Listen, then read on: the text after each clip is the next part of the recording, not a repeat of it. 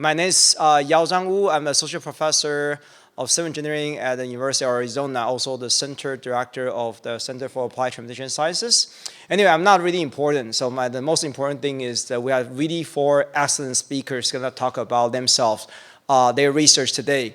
So I don't want to take a lot of time. So each speaker have the 15 minutes.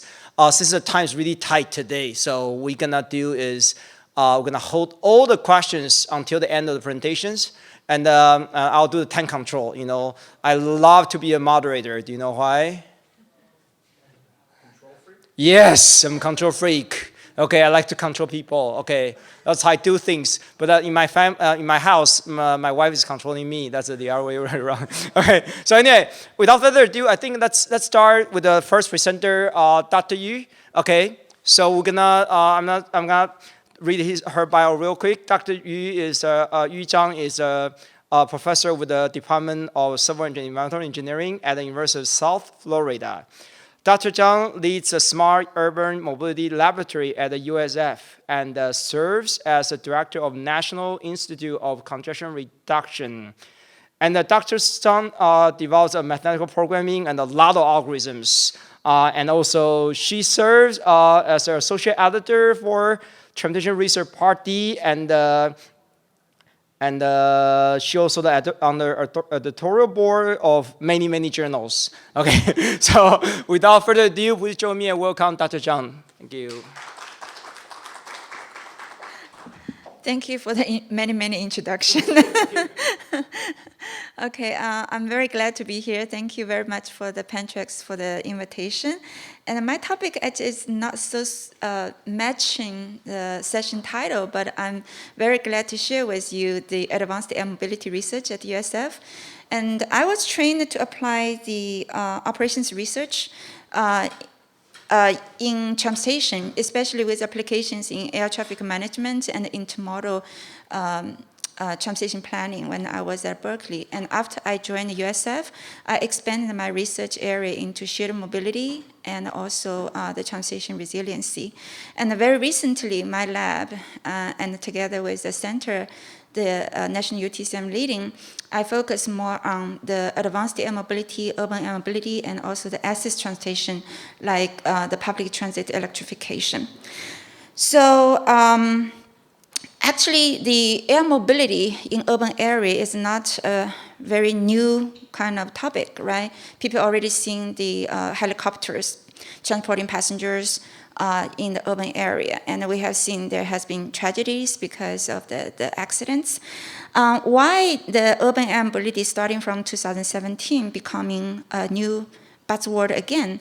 I think there are 2 kind of major reasons. One is the technology breakthrough in the CNS, in the communication navigation and surveillance, and also the breakthrough in the information technology, and also the community's acceptance of the sharing mobility.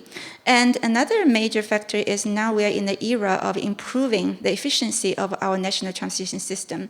And we realize we actually underutilize the low altitude airspace in our nation, which is a very important resource that we could use for our transportation system. So that's why in 2017, NASA started to talk about urban air mobility again. But very quickly, we realized this air mobility not will be used only for the urban area, but also for regional transportation, as well as to serve the rural areas that are currently underserved with air transportation. So that's why very soon we expanded the terminology from urban air mobility to the advanced air mobility, and it covers both the cargo and the passenger transportation, and from like very small, like a drone delivery, to larger kind of the passenger transportation. And at USF, we are working on using the drones to deliver the parcels. We're also working on, the control of the multiple drones in the air. But today, I want to share with everybody is more of the research in the passenger air mobility field. So NASA defined different maturity levels for the future advanced air mobility, especially the passenger transportation, and it goes from very early stage, basically like using the general aviation and perform it with a pilot in the cockpit. So it's very much similar as the regional commercial flights right now. But then it will gradually increase, and in the future, we don't know how far future that is, we will see like 10,000s of simultaneous operations in a very small size of airspace. However, to go from here to there, we have a long way, and there are lots of challenges and unknowns in different areas. And at USF, we focus on kind of three parts. One is airspace design, and second is how we show the impacts and to gain the public acceptance. Another one is about the safe and efficient, scalable, and resilient airspace operations of the future urban air mobility. So this kind of summarize a platform that we're developing. So we look into, the modeling the demand, look into how to model the optimal locations of the vertiports, and then combine that into our regional demand modeling. And on the other side is we look into the operation. We develop a simulation platform to simulate the operations and understand the charging needs, understand how to use that to do the simulation optimization to find out the fleet planning of the future operation. And then combine all this, actually we can, to evaluate the regional mobility impacts, the energy and environmental impacts, and also the equity impacts of this emerging transition mode. So I will quickly go through several of the studies that we have done.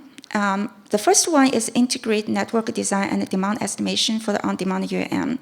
We realized that the existing research is either from the demand side or from the supply side when they try to define the best locations of the vertiports. But we know there's interactions between the supply and demand, right? So the locations of vertiports will attract more passengers, and when more passengers are attracted, we should set up a vertiport at those locations. So that's why we connect these two together, and we first develop this 3D map and identify the candidates of the vertiport locations. And then from there, we expand that the single allocation hub and spoke network modeling and try to identify the best location of the vertiports. And then some of the ground transportation trips will be attracted and using the multi-modal UAM, and others will be kept on the ground. So overall, we want to improve the efficiency of the entire system. I'll skip this. It's just modeling, not important. And this is, we applied our model in Tampa Bay, and we used the Tampa Bay disaggregate trip information and identify 30 out of 100 candidates. So the 30 will be the optimal locations, and we see that it will not, given the current setting of the parameters, for example, the cost, right, the travel time, et cetera, it can only attract about 0.2% of the long-distance trips. When we say long, of course, not a cross-continent long, but like a regional long distance. And however, with this model could be applied for other regions as well, not only just of this aggregate trips, but as well as for the zonal trips. And actually, we are currently working with FDOT on the zonal level and also the tour-based. Previous model is trip-based, but now we look into the tour of the travelers. So our study figured out the optimal locations of the vertiports and also how much the passenger demand will divert from the ground transportation to air, and also how they will go through a pair of the vertiports to get to the destination. We also can figure out what is access and egress mode that passengers will choose, and then can do the system performance evaluation to find out what are the saved travel time and reduce the system generalized cost. And I'm not showing here, but actually in the paper we did quite a lot of sensitivity analysis, looking into if we increase the number of vertiports, if we change the price, if we look into the intermodal connections, if it's more efficient, how that will affect the whole system operation. The next study that we have done is looking into pre-departure 4D trajectory planning. And this is very important, and we're very fortunate to get an award, Amazon Research Award in 2021. So we answered two critical questions. One is, how should airspace be constructed? because the current commercial aviation is very well constructed. We have the airways, we have the waypoints. It's kind of the highways, 3D highways in the air, right? But in the future, when we have really high density urban air mobility, we want to have more flexibility and using the airspace more efficiently. So that's why we figured out, maybe we could do the layer airspace, but within the same layer, there should be the free flight concept. The second question is, how are conflicts resolved at the pre-departure planning stage? And that is also very important because we do not want to leave everything to the real-time decision that will increase the complexity of the operation. So I mentioned, according to literature review, figured out the layer with the free flight on each layer could be the best structure of the future airspace for the urban air mobility. And then we developed this automated UAM flight planning system, including two major parts. One is we call the LAMS, another one is called LTMS. And so for the first part is we also do using the 3D map and try to do the cluster analysis and figure out the UAM operation environment. And using a layman words, basically is a flyable airspace for the future UAM. And it will be different at different air flight level, right? And then we use the visibility graph and figure out, when the eVTOL, electric vertical takeoff landing vehicles, gets to certain flight level, what will be the shortest path going through the airspace with obstacles. And we put everything into a database. And then from that database, given the flight operation information, origin destination, and their ideal departure time, we can figure out if there are conflicts. And then if there are conflicts, then we will use the mixed integer programming to figure out to do the flight level assignment so that they can avoid the conflicts. And we also do the departure displacement, or called a departure delay. So by using the spatial and the temporal strategies, we can actually avoid the potential conflicts. And by doing that, we actually can have this, this is area photo, but actually those small dots are assigned at a different flight level, and there's no conflict at all for these hundreds of simultaneous operations in our region. And we actually used also the Nash Social Welfare Program. That is more consider the fairness between different operators when they have different market share. I will skip that, not important. So the outreach is that we obtain the pre-departure conflict-free footage trajectory, and also we ensure the fairness among the different operators, no matter what market share they have, no matter their operations with different flight distance, and also they maybe operate at different time of day. Another thing I want to go really quickly is about dynamic procedures for the integration of UAM. So we look into what happens if we want to have vertiport on or close to the airport. And what we did was we look into the historical trajectory and also look into the touch and go misapproach, because misapproach needs some safety envelope to make sure that they have enough space to get back to the airport and land. And given that, we used the random tree algorithm to find the procedures for the eVTOLs getting into and getting out of the airport safely. So we used the Tampa International Airport as a case study, and we put 2 vertiports on the airport and 1 near airport. It's like 2 miles away. And then we apply that method and we identify those procedures.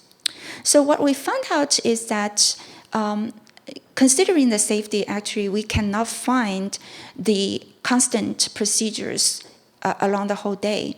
So actually, to have the eVTOLs getting in and getting out, we have to give them the dynamic change in procedures according to the real operation situations of the commercial flights. We also developed a simulation platform. So this simulation platform, we basically simulate the whole network of the on-demand UAM. And we simulate the passenger arrival. We simulate the eVTOL's status. Are they still on the vertiport, or are they takeoff? Are they en route? Are they landing? And we also simulate the charging conditions of the eVTOL at the vertiports. And we also simulate the vertiports, which means how many, given the number of the takeoff, landing, and also staging pads, those pads are being used or are they available?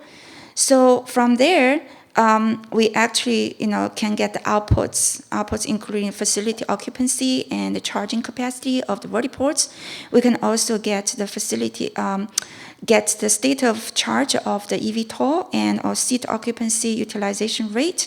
And for the passengers, we can simulate their travel time, their waiting time, going through the system. All right, so the next is the environmental impact. So given what we have done in the integrated network design demand estimation, we want to see if the UAM is introduced in the future, what kind of the environmental impact it will bring to the region. And for doing that, we basically look into those diverted demand and try to figure out their air pollutant emissions if those trips still using the ground transportation versus the trips actually start to use the multimodal urban air mobility. Yeah, so the results, I will jump to the conclusion is we found out actually using the eVTOL, given the intense energy consumption of the eVTOL for transporting passengers, we actually cannot gain the environmental benefits unless it's for those trips are having huge difference between the ground transportation and air transportation. So, I mean, this certainly kind of contradicted to some statements from operators saying we're introducing more sustainable transportation mode. I know some people are not happy about what we have found, but data is the data, and what we obtain from data is the data tells us. So, I think I control time perfectly. Yeah. So our ongoing efforts, including understanding induced demand, and we actually have a report supported by CTAC, will come very soon. And we plan to do the simulation optimization for the fleet planning. And also, we figured out there could be the equity opportunities while introducing this UAM. And I have no time to expand that, but I was very excited about this topic, and I talked it in the ACRP Spotlight Conference. And also,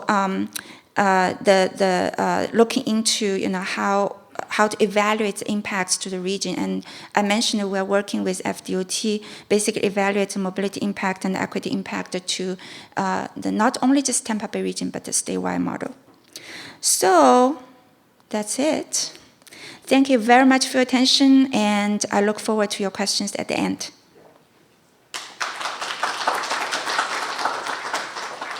Okay, thank you, Dr. Zhang. Really good presentation. And we're going to move on to the next speaker. The next speaker is Steve Boyd, and he's a business development manager at Verizon. I actually chatted him briefly. He said that he actually implemented something in Arizona. I'm so excited. I think he can introduce himself really better than me, so I'm going to give him more time to talk about himself and also talk about his funny, interesting things. Okay, please join me and welcome Steve. Thank you. Thank you. This is called equity in ergonomics here, raising this up. It's a real pleasure to speak with you today. And in that this is the last session before a weekend, I think a little audience participation is in order. So what I'd like to do is to ask everybody to help me out, please. On the count of 3, I'd like you to blink your eyes. Okay, ready? 1, 2, 3, blink. Not bad. This side of the room was much better than you guys up in the nosebleed seats, so we're going to do it one more time. And when you blink, I want you to do it as fast as you can. Gentle blink. Ready? 1, 2, 3, blink. Perfect. Okay.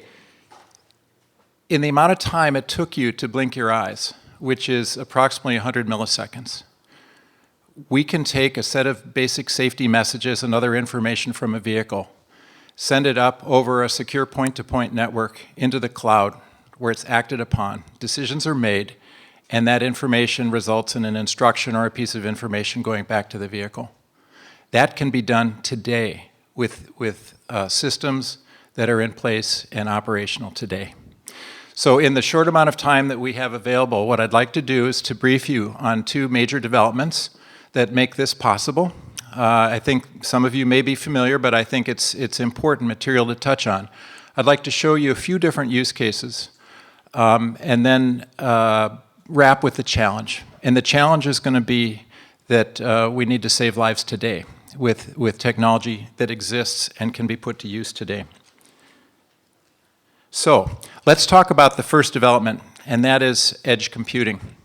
In conjunction with Amazon Web Services, Verizon has combined the AWS functionality in its own premise, behind its own firewalls, such that when a message is sent from a device, it can be acted upon without going through additional firewalls and without traversing internet segments.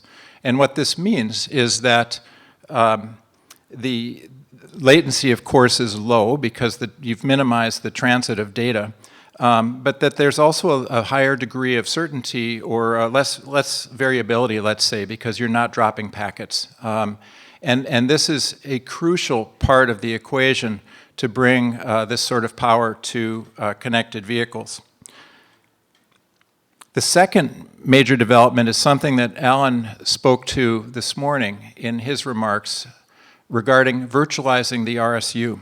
And I've got a few different pictures to look at this. The first view shows the RSU in the cloud. So RSU stands for roadside unit. This is the piece of hardware that has been theorized and produced, allegedly going to be the mainstay of vehicle communications, where there's an onboard unit in the car and a roadside unit attached to a light pole or some other infrastructure. And that is the blue arrow that you can see. Currently there's an OBU in the vehicle. It communicates to an RSU on the light pole. And what I'm talking about is not using that. I'm talking about the red arrows, which shows the same information taking place over the licensed public spectrum via the mobile network that we know today. There's many use cases that can be put to use, of course, and support Vision Zero and other important initiatives. But importantly, this is a lower cost a total cost of ownership for the agencies as well. You're not buying hardware, you're not getting permitting, you're not rolling trucks, you're not maintaining and replacing and so on. It gets upgraded just like the cloud does, we take so for granted.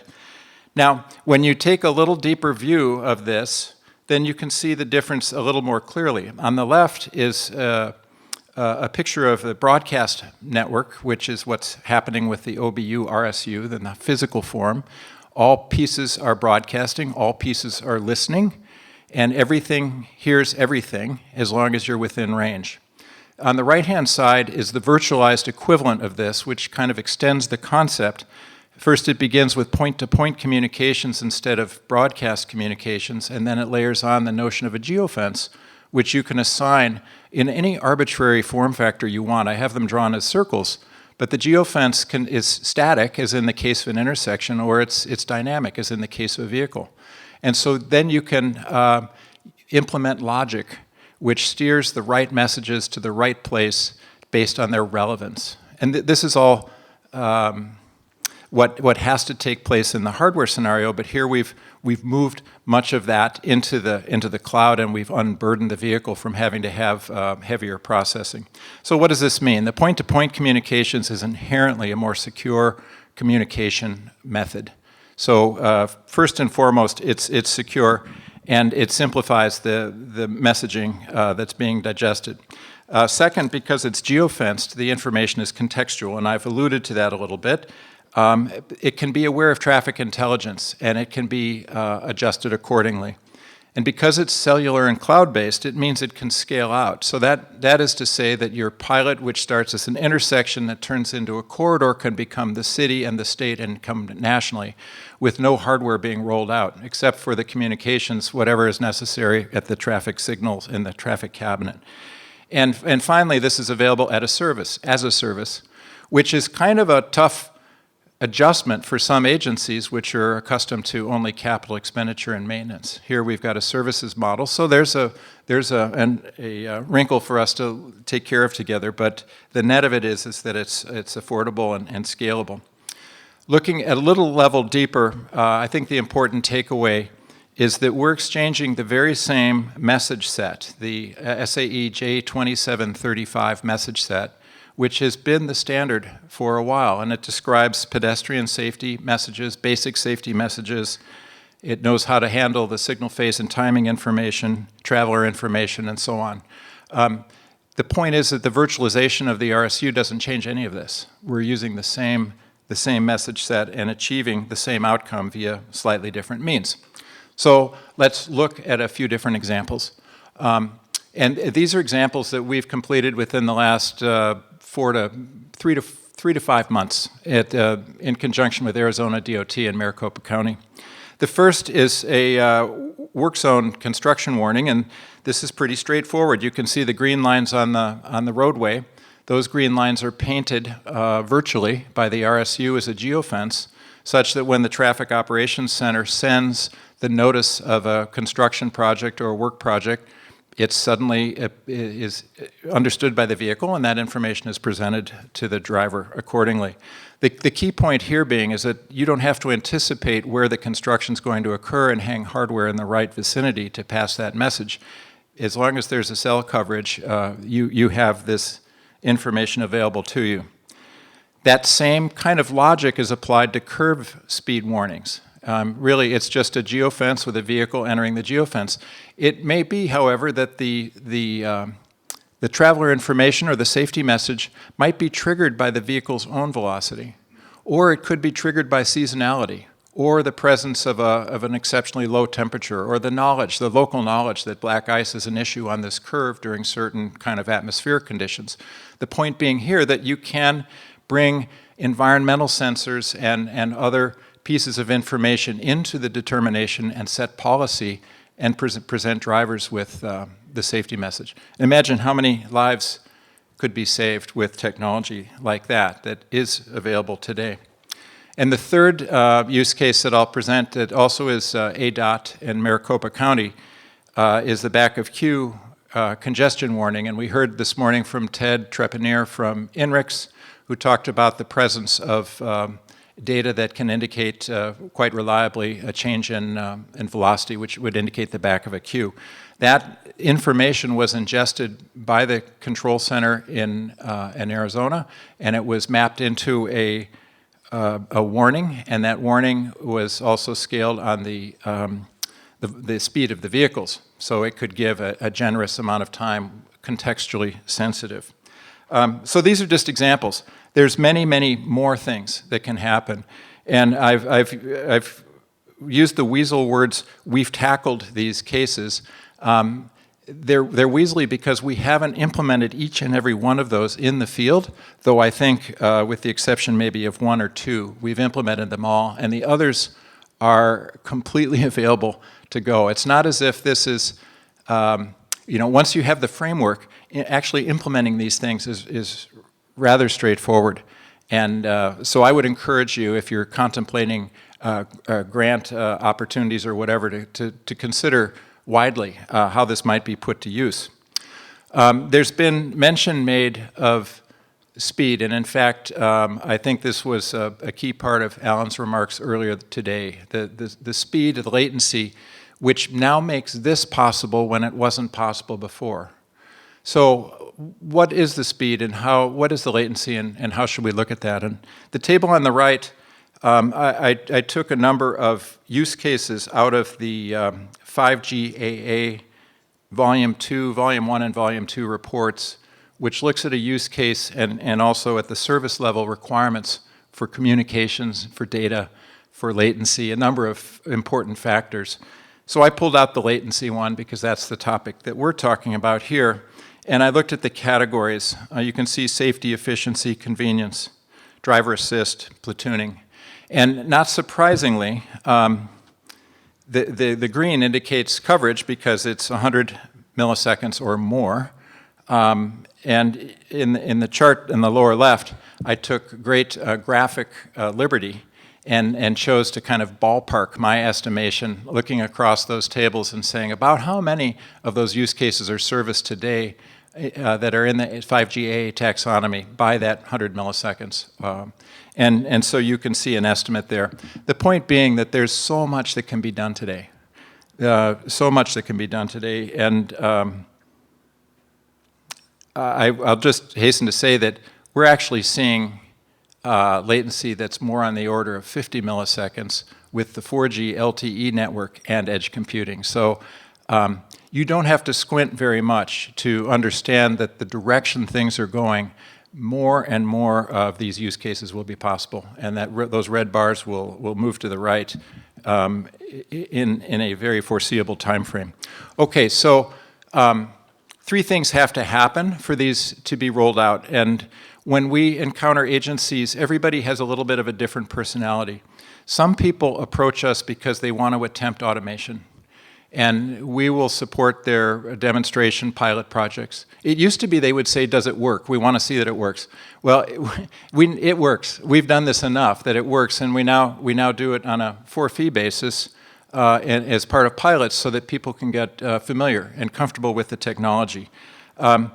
So others will say that they know what they want to do, but they realize their signals are not connected up. And so what you see is a movement across the connection in the automotive frameworks where agencies are concerning themselves. There's some agencies that are realizing that the connection they have to their traffic signals is inadequate for what's coming, and so they're going into a wholesale kind of rip and replace on the connectivity. There are others that are saying we're fiber connected, but we'd like to fill in those areas that just aren't convenient for us to do that. And we can take those networks and equip them wirelessly and then incorporate all those things into a private network and manage it as a whole. And we can even manage it for them as a whole so that the IT staff and the agency can now spend their time on innovation and not spending their time keeping the lights on. Okay, here's my challenge. I challenge all of us to save lives today with technology that's available today. I think it's pretty straightforward. Pick, on the lower right-hand side, pick some use cases that are especially meaningful for you.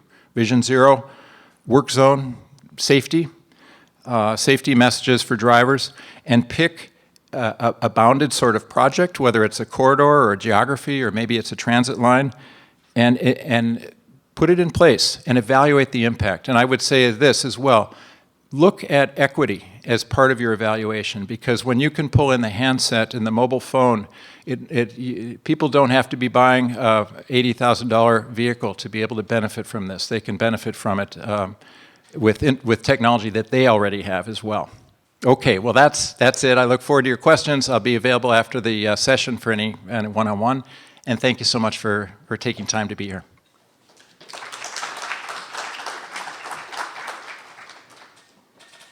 Okay.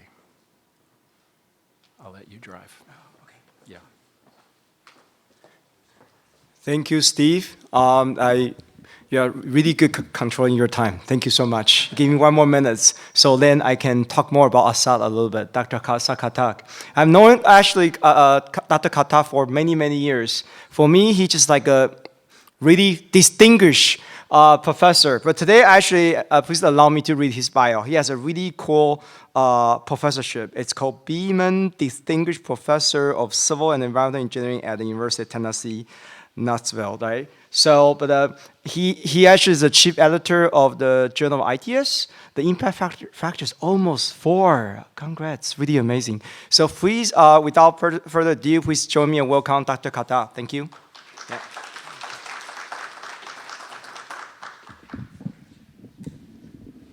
Thank you so much. Thank you for that kind introduction, and I'm really delighted to be here. It's a long flight from Tennessee, but I enjoyed my flight, and now I'm hoping you'll enjoy my presentation. So, let's see. I wanted to talk about this AI and how we can use it and what are the challenges and opportunities in the context of our transportation system. The view that we have developed, and I work with a National University Transportation Center called CSCRS for Collaborative Sciences Center for Road Safety. It's based at UNC. We are part of that consortium. What we have worked on is the safe systems approach and application. So I'll kind of have some of my talk around these concepts. But basically, what we see is the concept that's overall emerging is that we will have safe vehicles, safe road users, and we account for all the road users. We have safe roads, safe speeds, post-crash care. And all of these are going to help us reduce the unacceptably high costs of crashes, which turned out to be about $1 trillion, just if we look at the cost of lives lost as well as injuries and property damage. The solutions, of course, include the growing computational power, ubiquity of sensors, big data, connectivity, automation, and all of those are increasingly becoming successful because of artificial intelligence, where we see new opportunities for the transportation system to operate more safely and efficiently, so safe mobility. So I'm going to talk about how we could use some of this, like show you case studies of basically how we could move towards safe drivers, safe vehicles, and safe roadways using AI techniques. So the first one I'm going to talk about is to providing warnings and control assists at level 1, 2 automation. And there are, as you know, 5 levels. The level 3 and 4 become highly automated vehicles. So we would talk about things that we could do now, for example. And what we are able to determine is that, indeed, it's good to look at how we can improve things by looking at much more detailed data from the vehicle kinematics and the volatility that exists in the road. But in addition, by looking at biometrics data and streams of data that are coming out of our eyes and our brain waves, as well as our other biometrics like galvanic skin response and so on, we could have leading indicators where we think that the person might not be able to drive very well, and therefore issue warnings or even take over control. So biometrics and vehicle kinematics are critical in helping us move towards safer systems, I think. Also, safe vehicles. So we need to identify edge cases, that is, cases where these automated vehicles are going to not be able to deal with the system. Now, currently, we have, unfortunately, about 40,000 people die in crashes every year. So all of those, in a sense, represent edge cases, but what are some of the more edge cases in the sense that, maybe multiple factors were present at the time of the crash, like it was raining, it was dark, road surface was slippery, and the signs were not visible. And then also safe roadways, how can we do better in terms of predicting crashes, where they may happen in the future, and take proactive kind of countermeasures. So those are just the concepts. This slide shows how we could use machine learning, which is part of AI, unsupervised learning, especially I'll talk about clustering. There's reinforcement learning, but I don't have time to talk about that. I'll talk about supervised learning, especially regression models, neural networks, and deep learning, and so on, okay?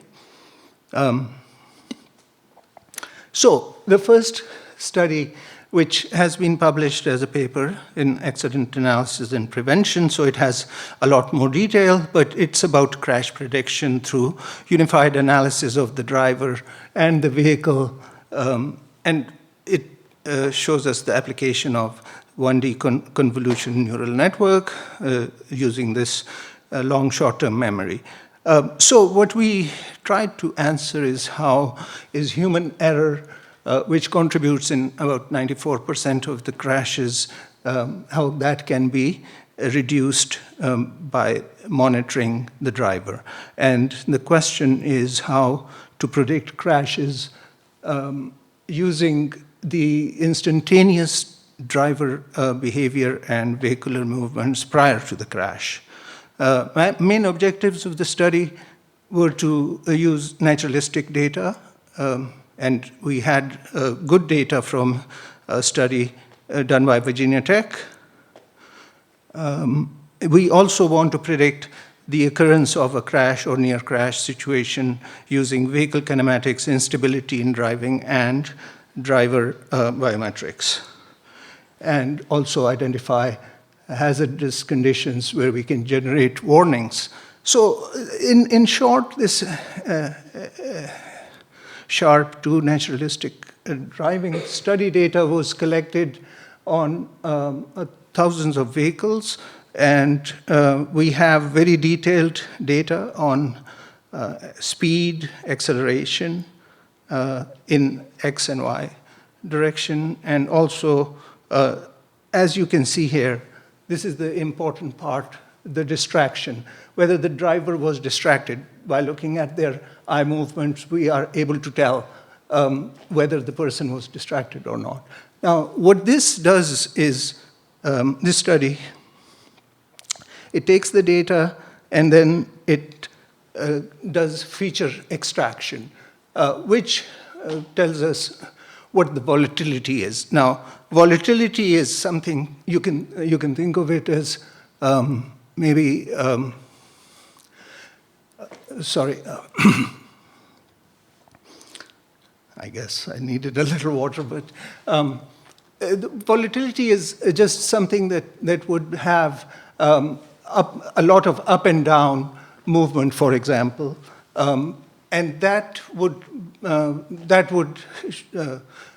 we could quantify that as something that we could then extract the feature from and then use it in this deep neural network as shown here, and then classify. So, excuse me, I do need some water. So, I'm going to pass it. I think you're going to get some. Okay. He is going to get something. Sorry. If you have an emergency, welcome to mine. Oh, okay, thanks. Sorry.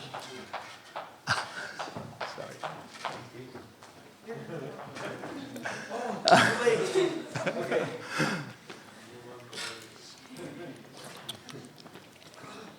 Sorry about that. I lost some of time, precious time.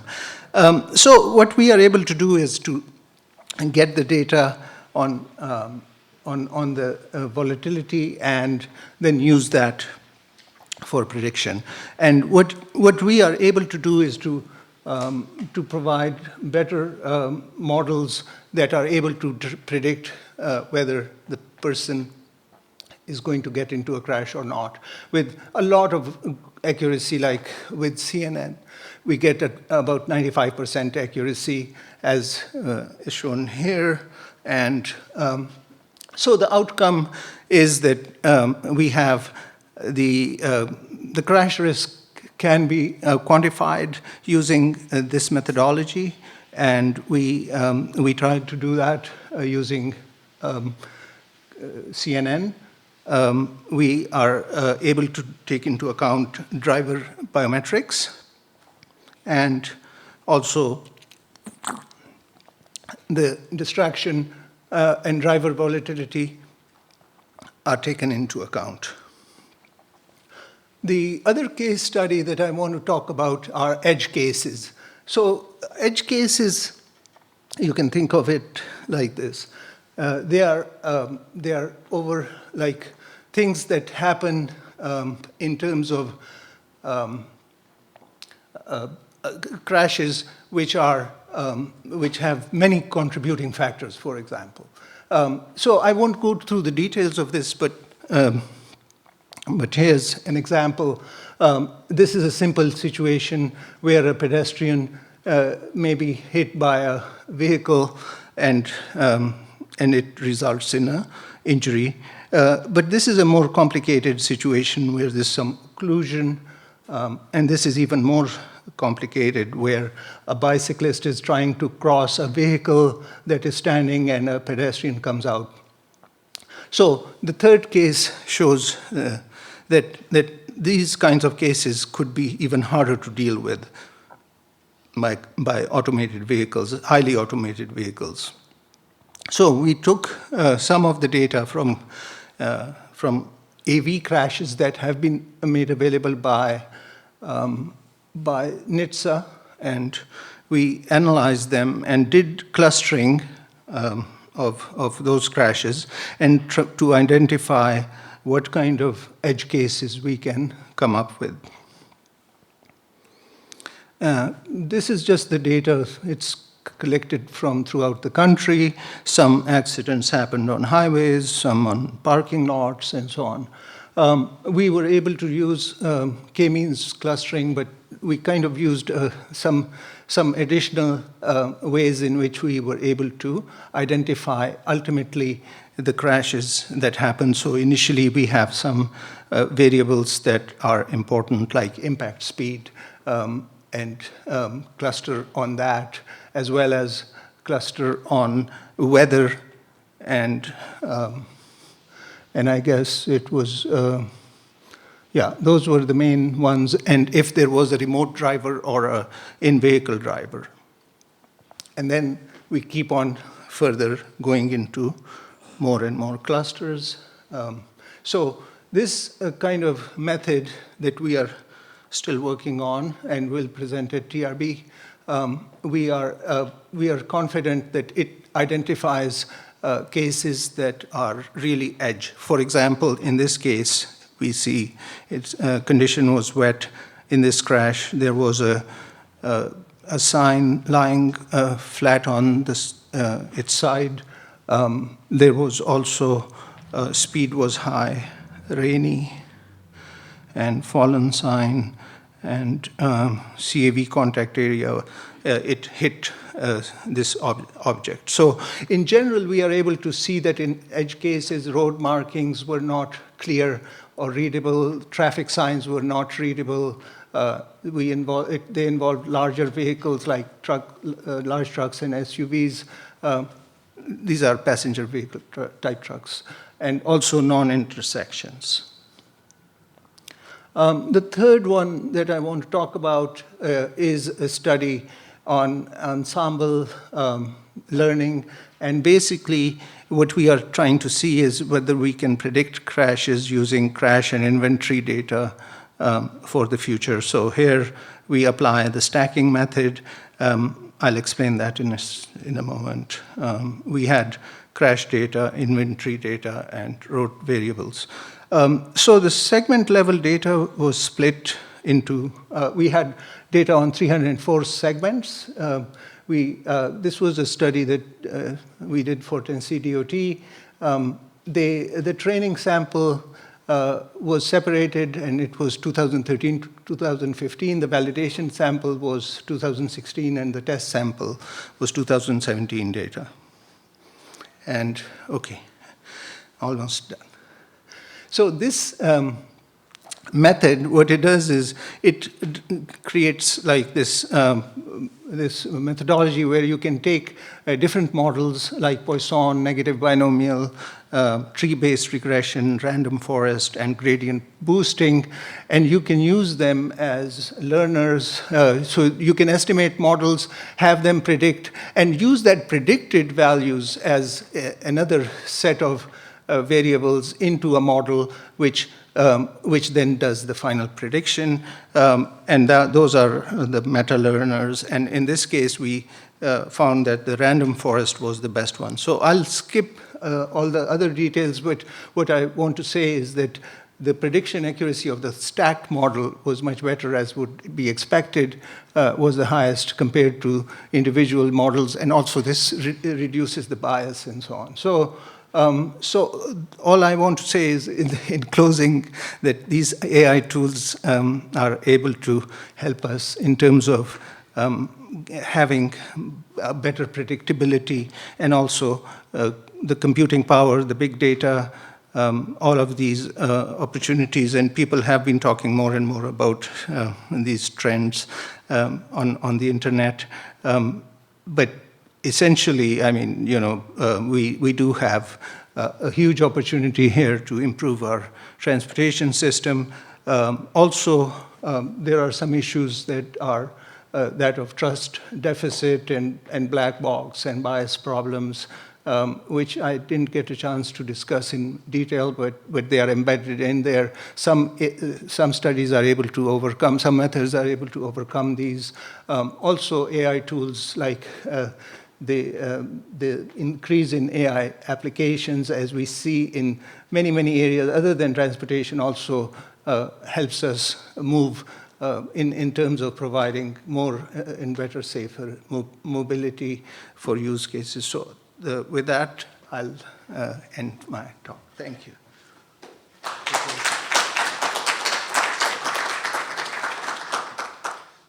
Oh, thanks, Dr. Kata. Thanks a lot. We have our last speaker today, Dr. Venki Shankar. Dr. Shankar, I've known him for a long time without seeing him, okay? Because when I was a PhD student at the University of Washington, I read a lot of papers of yours, and I think I contributed probably 20 citations for you, okay? So, and he also worked for University of Washington before we had a strong connection. So today I want to make sure I actually pronounce your title correctly. He's a Barnhart Chair of the Department of Civil Environmental and Construction Engineering at the Texas Tech University. So his research has been focusing on like safe statistical analysis and with a lot of application on infrastructure, railroad. I saw some keywords: railroad, manufacturing systems. So I think without further ado, please join me and welcome Dr. Shankar. Yeah. All right. Thank you, John. Very generous. I'll try to keep mine real short because I know that all of you are having slight fatigue. And let's try to wrap up the day with something that's a little less slight fatigue. So I want to run a little thought experiment with you, which is we talk a lot about being smart, smarter, and so on and so forth. And the idea is, or some of the things we're doing really taking us down the road of creating smarter narratives for safety, okay? I'm a safety guy. I was brought up in the safety world, and I've been doing safety for, makes me feel old, 30-some years, right? One of the things we used to do, I used to work at Washtenaw too for a couple of years, we would look at the whole narrative in the design context and see, okay, what really would be effective as a safety design exercise? Now we've got the data revolution coming up, right? And somehow we've got to figure out a way to create an instrument that allows this data insight to translate into a meaningful design context. Because I'm looking at it from an engineering standpoint now. So forgive me for doing that, but that's sort of my pet pleasure.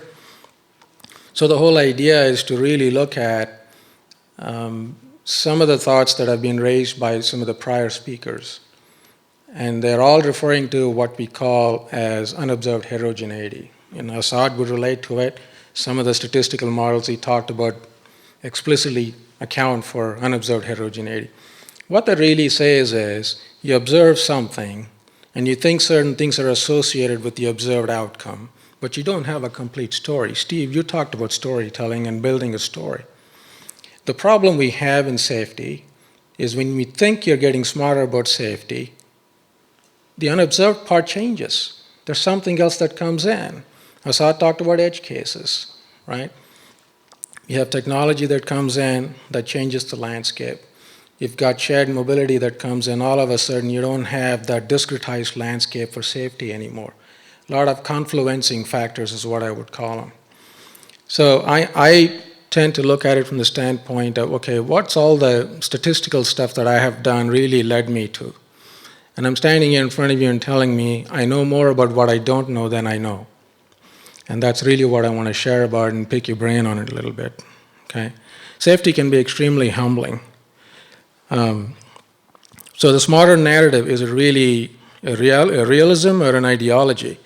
So just real quick. So unobserved heterogeneity comes in various forms. It can come in human form. It can come in technological form.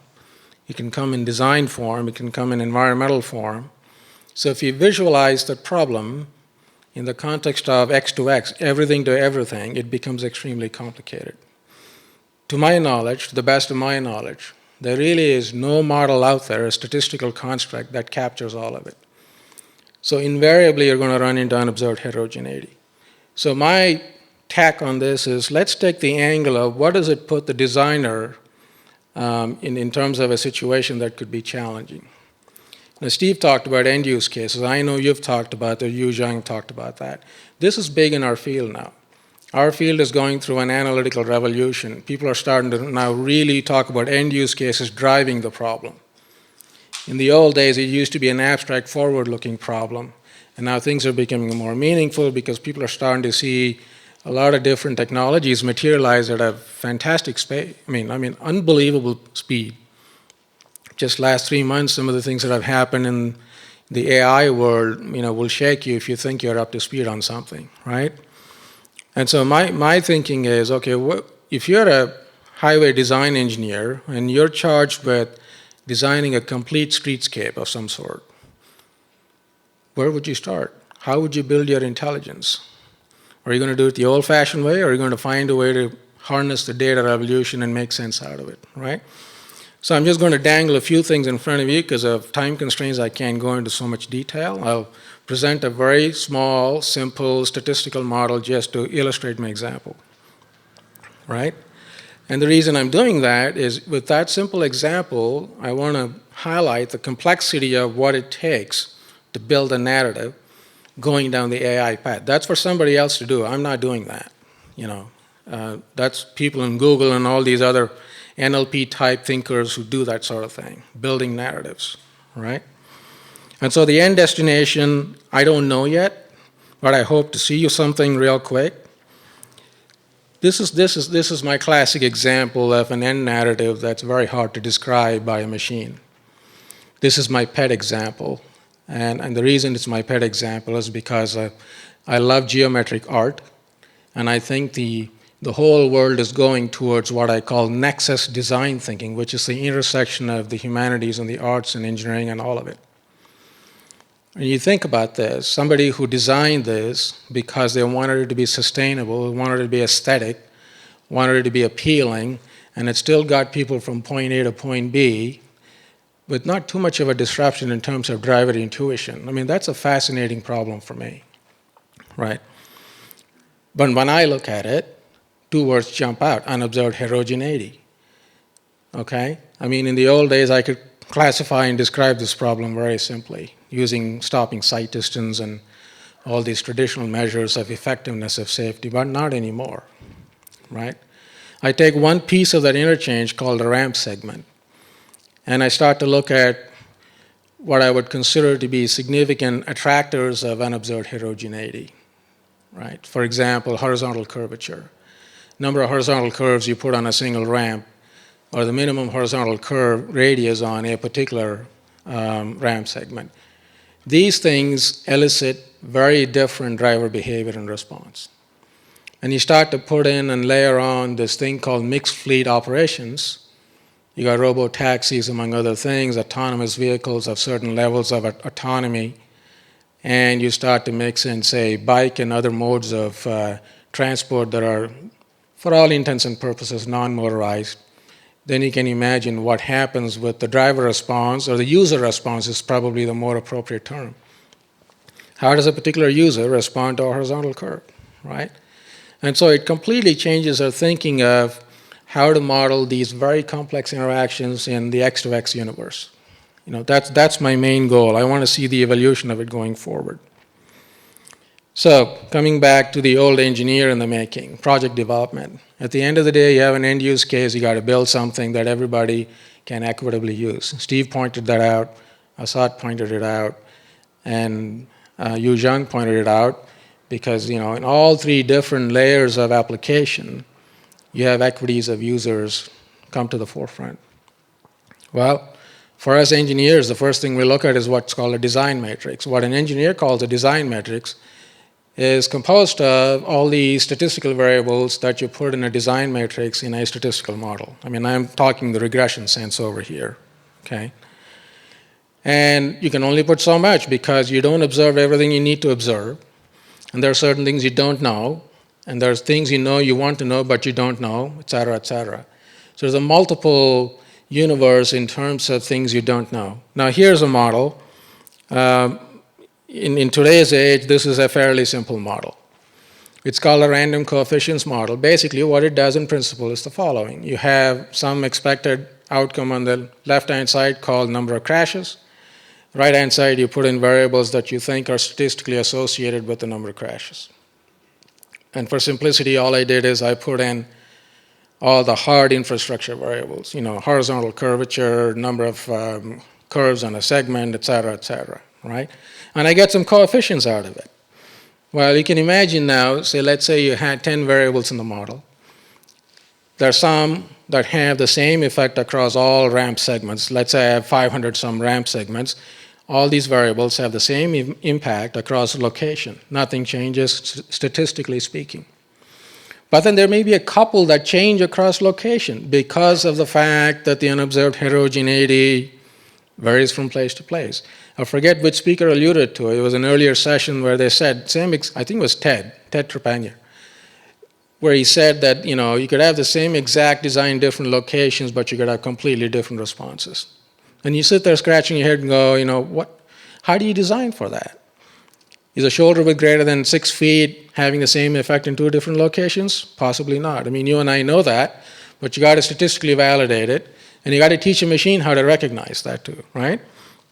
So in this particular case, I have two highlighted, number of horizontal curves and interchange length as being those kinds of variables. The effect varies across location.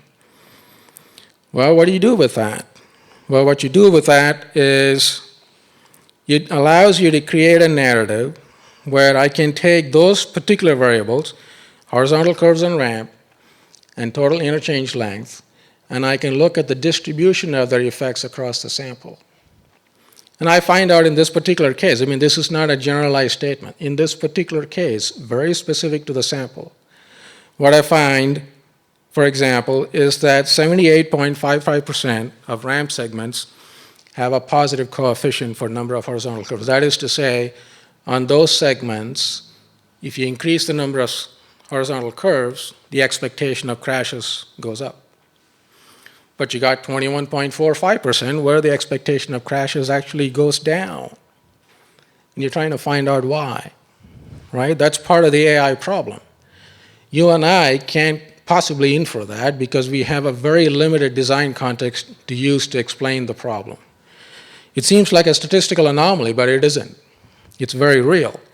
And the same kind of logic, you look at interchange footprint, 60.21% positive. So if you increase the footprint of the interchange, you expect more crashes. Decrease it, you get fewer crashes. Well, there are trade-offs. When you decrease the interchange footprint, you increase the sustainability part of it, but you decrease certain other things, right? So all kinds of trade-offs start to complicate your picture. Well, where do you go with these findings? Well, here's the problem. When I put the design matrix in, so my design matrix here, visualize it as, I'm not going to scroll very quickly, make you dizzy, but I've got 16 variables in this model, right? I've got a design matrix that's got 16 variables in it. You imagine all the different combinations you can come up with to create a design context. Becomes a computationally interesting problem, but it's a theoretical problem. What is feasible, what is affordable, what is constructible is a subset of it. That's for you and I to decide for now. But if you asked a machine to do it, the machine might come up with something different. That's where you go into this frontier-breaking way of thinking. That's the nexus thinking I'm referring to. That's the smarter narrative that you and I cannot imagine, but we have the cognition to see something when it's smarter. In fact, it's smarter. We'll say it's smarter, but the machine still isn't capable of saying it's smarter. See what I'm saying? So that's the firewall we got to get through when you start to build smarter narratives. And that's my thought experiment. So what we try to do in our limited intelligence, at least in my limited intelligence, is we say, okay, I developed a model, I found two coefficients that vary across ramps, and now what can I do in terms of looking at individual locations and seeing how the coefficients show up as values?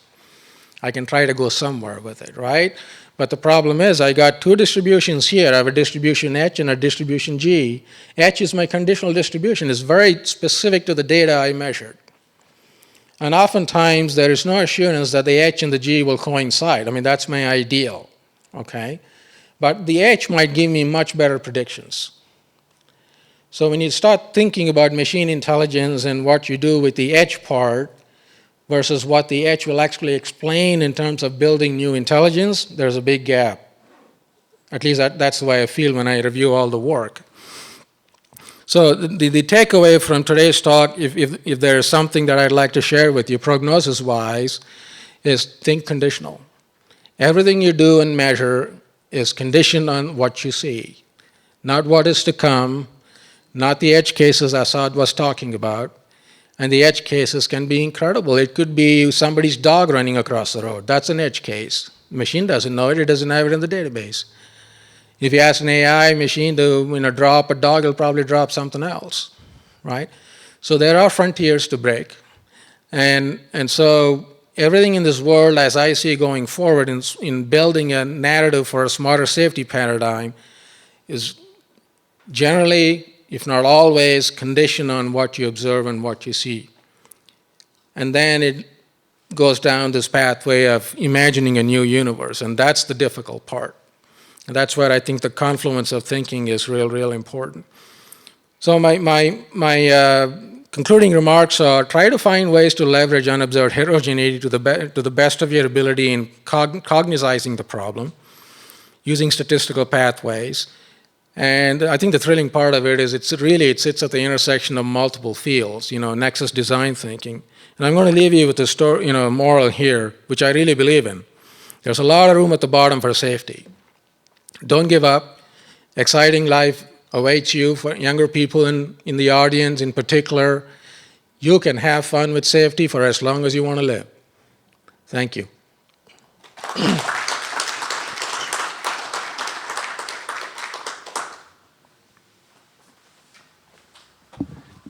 Thank you, Dr. Shankar. I kind of wish I had heard this presentation. I would have graduated from University of Washington earlier, shortened my PhD studies here. Okay, we have actually 2 more minutes. I thank you for the great presentation from the speakers. Any questions for our speakers here? Could you raise your hand? And I believe there's a microphone both sides. Any questions?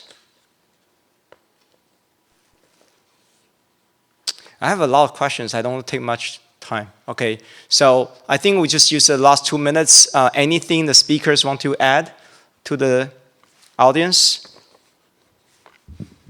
Great audience. Great audience, right? I know everyone is so hungry, right? Do you need a second lunch? We started late. I told you I'm a control freak, so I control time quite well. Oh, this is, okay, great. Do you want to talk about your question here? There's a speaker. The microphone here. Yeah, thanks. Go ahead. I have a question to the director of Verizon. Yeah, because I have seen that you present some applications of using some roadside unit to control the work zone and the short curves, like this kind of scenario for the traffic safety. However, I want to know that how to define, to send the message to the target vehicles you want to reach out. So I may not understand your question exactly. I think what I heard was the part where you confused me is when you talked about the RSU and the OBU. So are you asking with the virtualized RSU, how do you send the correct message to the correct vehicle? Yeah, to the correct vehicles. For example, if the vehicle is just in a curve, another vehicle has just passed this region. However, this all covered by your roadside unit. So how to send the message to the vehicles that just passing the curve? Yeah. Well, the vehicles are sending every 10 times a second. They're sending their trajectory, their velocity, direction, and speed, GPS headings.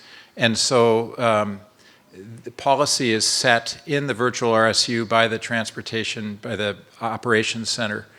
So when they set an alarm on a curve, for example, they can set eastbound traffic within X distance of this point should receive the message under these conditions. And if those conditions are met, then the vehicle will get the message. Okay, so all the vehicles in that region will receive that kind of message. That's right. I mean, you could make it more complicated, but that's a description of it. The key points being is that it's point to point, and that it's based on the knowledge of the vehicle, its position, its direction, and speed, and therefore conditions apply into what message it should receive and when. Okay, thank you so much for, Certainly, for yeah. the answer. Thanks for your question. Everyone loves a good question. Keep that in mind. Venki, yeah. Last one. I'll speak loud. Can you hear me in the back? Okay, real quick question. You talked about those fixed geofences at the intersections. We can share. We're friends on this committee here. Okay. So you'd mentioned this fixed geofences around the intersections. Do you foresee a situation where it can make it more fluid? People like me with unobserved heterogeneity. Yeah, it's heterogeneity all over the place. By all means, the geofences in the current model are dynamic, can be assigned dynamically as well. So the example I used was with the vehicle, my picture was rather a static geofence moving with the vehicle, but there's no reason why you couldn't, with the same system and software stack and so on, make the geofence itself dynamic based on conditions observed on the ground. So the intersection might be viewed as a very small intersection when traffic is crawling, but during other times of day, when traffic is moving in excess of the speed limit, you could have a different shaped geofence or a different dimension geofence. Thanks for the question. Thank you. I think we have the 3:30, closing remarks. So let's take a quick break. Before we take a break, let's give a last round of the applause to all the speakers before we conclude this session. Thank you.